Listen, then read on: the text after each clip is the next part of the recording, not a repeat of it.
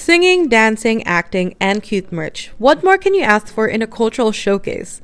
PASA had its 37th annual Philippinx Culture Night last Saturday at the Saigon Grand Center in Fountain Valley, and I was fortunate enough to see the show.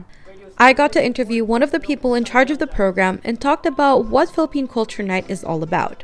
We hold our PCN every year, but to me, the reason why I do PCN is one of the very few opportunities that Filipino Americans like you and I have to actually create and tell our own stories. Celebrating their culture isn't new to PASA. In fact, they're one of the biggest cultural clubs on campus, and they celebrate their heritage more than one way. This year, the PCN panel made it mandatory for all of the performers to attend 4 workshops, one mainly centered on the history of PCN, its importance, and what are the other ways that they can celebrate their heritage. We tried to seize the opportunity now by hosting these 4 workshops where we talked about what does it mean to be a Filipino? What does it mean to be Filipino American?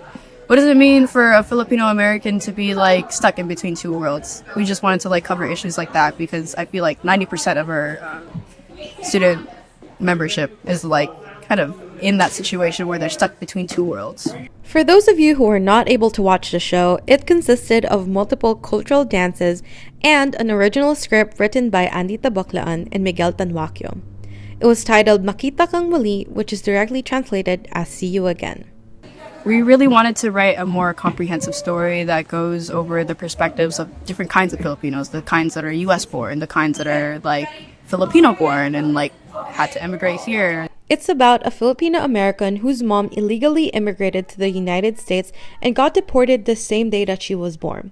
Their struggles and sacrifices that they have to make. What happens to the Filipinos that they left behind? What happens to the Filipinos who are stuck in between those two worlds, and who do they have to pick, and do they even have to pick? All proceeds from the show goes towards the Housing for Juanita campaign, which is a campaign that raises funds to help unhoused Filipinos in Los Angeles. If you are interested in donating, head to their Instagram at Housing for Juanita for more information. Once again, my name is AJ Yabot, your resident Filipino American reporter, reporting for OC News.